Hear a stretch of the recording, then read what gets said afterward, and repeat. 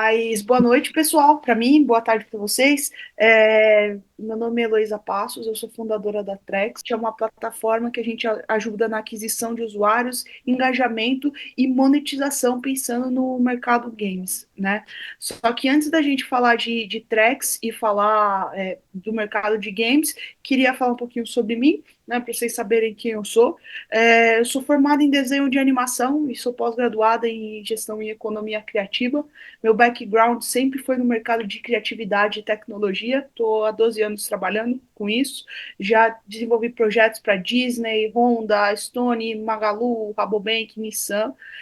Sou Second Time Founder. O que isso significa? Que eu vendi minha primeira startup em 2022 e estou no mercado de blockchain desde 2017. Né?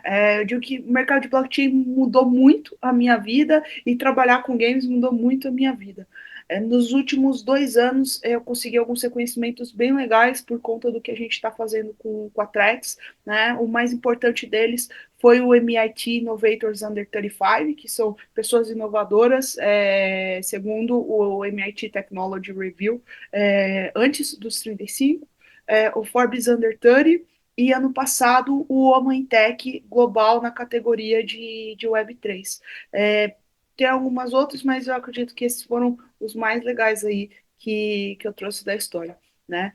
Mas por que eu quis fazer a Trex, né? Por que a ideia da Trex surgiu? Primeiro, a gente tem que pensar que o Brasil é um país de 216,4 milhões de pessoas.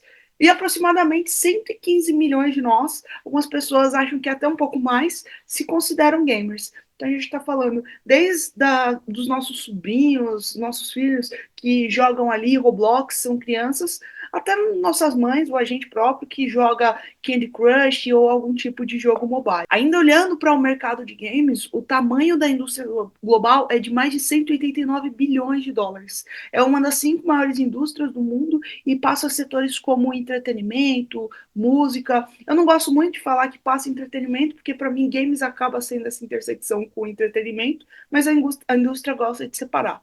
O Brasil é o quinto maior mercado de games mobile no mundo.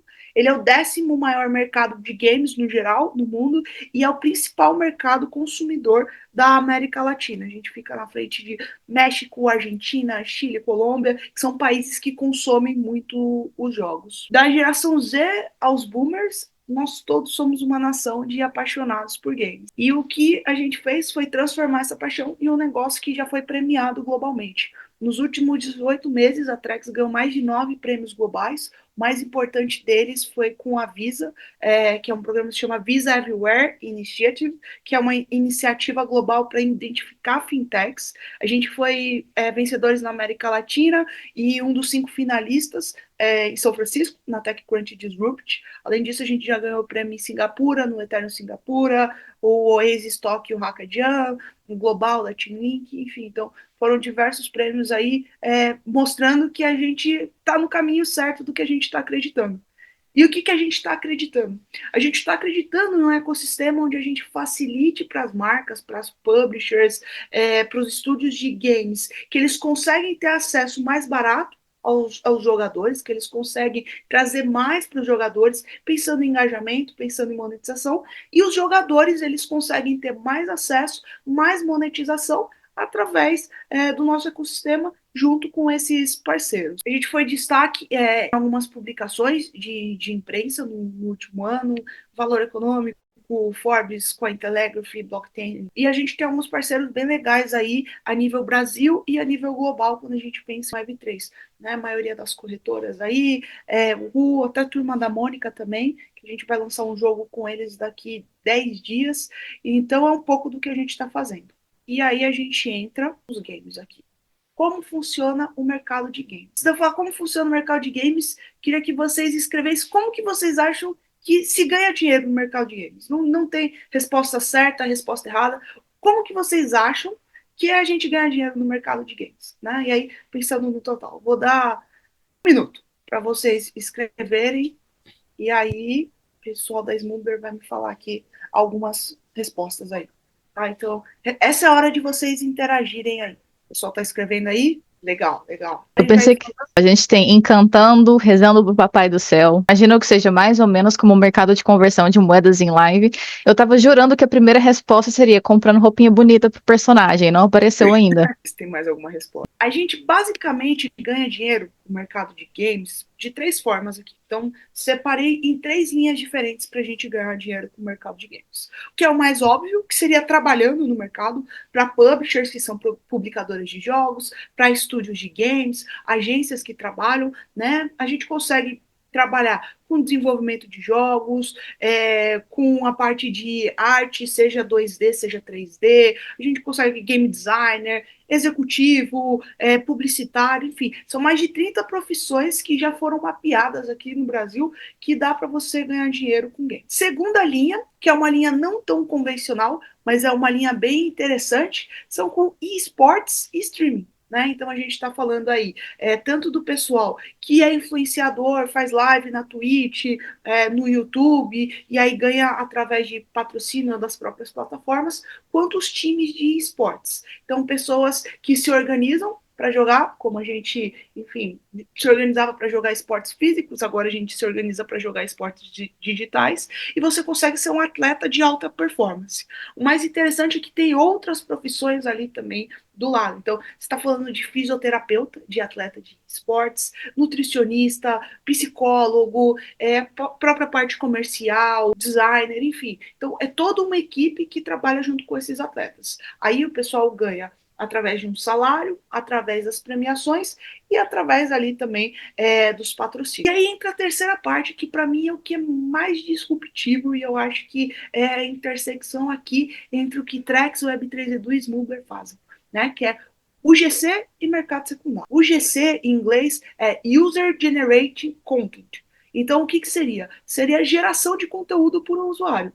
Aí a gente está falando de desenvolver experiências, algum metaverso, seja o Web3 ou seja o Web2, Roblox, Fortnite, The Sandbox, Decentraland, e a parte do mercado secundário, que é a gente conseguir vender item de jogador para jogador. E aí entra por que os jogos Web3, né? Porque os games Web3, blockchain games, como as pessoas quiserem falar. Antes da gente falar por quê, eu gosto de dividir nos momentos econômicos para a gente entender como que a gente chegou até aqui. Então a gente tem o primeiro momento, que é o que a gente chama de pay to play. Eu lembro que esse é o momento que eu era criança, que meu pai chegou com o Super Nintendo para mim e eu falei, vou ser jogadora, vou ser testadora oficial da Nintendo a partir de agora, né? Nesse momento, o que que acontecia? A gente tinha remuneração através somente das vendas dos jogos. Então, desenvolvedor ganhava dinheiro somente através das vendas, ou se fosse uma propriedade intelectual muito boa, como Pokémon, você conseguia vender produtos. Mas, primariamente, a gente está falando de venda de jogos. Aí a gente teve um segundo momento que veio junto com a internet, que veio junto com o dispositivo móvel, que é o que a gente chama de free to play. Então, a partir de agora, a gente joga de graça, mas a gente gasta muito mais dinheiro comprando skin, comprando personagem, acesso, item, mapa, enfim, esse é o que a gente chama de free to play. Só que aqui a gente teve um problema que para mim foi o grande pulo para a solução do mercado, né? Se eu estou gastando meu tempo e alguém não tem tempo de jogar, mas quer ser tão competitivo quanto eu, pode comprar esses itens de mim.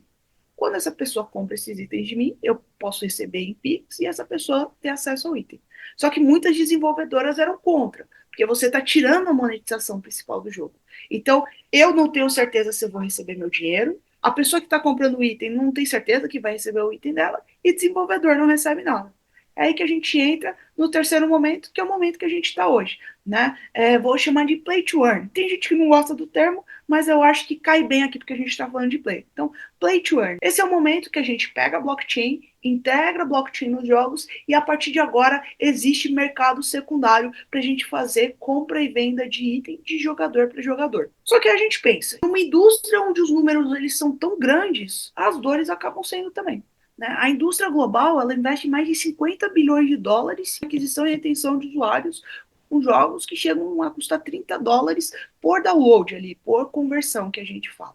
A gente está falando de 25% da indústria que gasta esse dinheiro só para aquisição e retenção do usuário. Os estúdios de jogos, eles perdem 10 bilhões de anos, 10 bilhões de dólares pela falta de um mercado secundário para o comércio de itens, e cerca de 50 a 100 jogos são lançados por dia, então as pessoas querem muita atenção.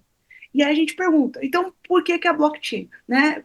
Por que a blockchain além do mercado secundário? Basicamente eu gosto de pôr 3 pontos aqui que para mim são os pontos mais importantes que a gente tem no mercado. Que o primeiro é o mercado secundário, onde no primeiro momento econômico dos jogos a gente tem ali uma remuneração só através das vendas. Deixa eu só ver aqui, tá certo. Eu acho que só o texto está errado, então se puder prestar só atenção na minha voz. A interoperabilidade dos jogos, que é quando a gente consegue conversar diferentes propriedades intelectuais, diferentes jogos. Então eu consigo pegar o que o Fortnite já faz hoje, mas não de uma forma automatizada, que é pegar o Goku para poder duelar com o Naruto e ter um Pikachu. Né? Nintendo fazia isso com Super Smash Bros., que eram vários personagens ali que estavam duelando dentro do mesmo jogo. Então, com a blockchain, a gente vai conseguir ter essa interoperabilidade mais fácil e a propriedade dos ativos. Então, agora, se, por exemplo, a Blizzard fala, não quero mais que tenha Hearthstone, cortou. Tudo que você teve de ativos que você colecionou nos últimos 10 anos, acabou. Com a blockchain, a gente está falando, isso está guardado na sua carteira. Não significa que você vai poder jogar o Hearthstone. Mas a gente viu vários jogos que as publicadoras elas encerraram e as pessoas começaram a lançar servers. Então é uma forma da gente conseguir se segurar ali. E aí a gente entra para o que foi os 3 momentos dos jogos em blockchain, né? Então a gente já entende os momentos econômicos, a gente entende por que é interessante, e agora a gente vai entender como que foi essa construção narrativa do que hoje é uma das grandes coisas do setor, junto com inteligência artificial e tecnologias ápticas, né, que a gente fala de vestígio. 2020, a gente teve aí o boom do Play to Earn, então foi 2020, 2021, só que o foco total era em recompensas. Então a gente tinha jogos com uma gameplay muito fraca, mas jogos que recompensavam muito. Isso atrai uma base de fãs que não são fãs, isso atrai uma base de fãs que querem só ali recompensas monetárias. A gente tem o segundo momento, que veio ali em 2023, começou mais forte em 2024, e a gente está atualmente nesse momento, que eu gosto de chamar de Web3 Games. Ele tem um foco parcial em recompensa, então você ainda tem apelo de recompensa, mas as experiências elas começam a ser mais levadas a sério. Off the Grid, por exemplo, Pirate Nation, e a gente vai para um caminho agora que eu gosto de mais de games. Então a gente não fala hoje, tipo assim, o mobile game, o desktop game, o game de console. Não, a gente fala games. Então, para mim, é isso que vai acontecer. Que vão ser jogos que vão ter um foco maior na experiência, ali na gameplay, só que a recompensa e o benefício vão ser algo a mais. Então, se eu só gasto dinheiro com skin, se eu só gasto dinheiro com moeda virtual, o próprio jogo vai me dar um ambiente para eu conseguir vender para outros usuários se eu não quero mais aquele jogo ou se eu quero viver disso como profissão, então eu vou ter a possibilidade ali de vender para outras pessoas. É o caminho que a gente está arrumando e eu acredito que a gente vai chegar nele em uns 2, 3 anos. Né? Em 2021 eu falava que era 5 anos para a indústria no geral participar. Né? Hoje a gente fala que a indústria já está aí com o pé bem dentro. Então a gente tem empresas como Square Enix, Konami, Ubisoft, Sega, Bandai Namco, que são uma das top 10 do mundo, né? Então a gente tem, como em tecnologia, que a gente tem Meta, X, Amazon, TikTok, a gente tem as 10 grandes players do mundo em games, 5 já estão aí publicamente assumindo algumas iniciativas em Web3. Então, o futuro ele já começou e a gente pode fazer parte disso. Eu falo que a nossa play vai render, né? O slogan da Trex é hoje sua play vai render. Então, eu acredito e o que a gente está construindo é um ambiente onde as pessoas elas possam jogar, se divertir e fazer a play ter rendimento ali.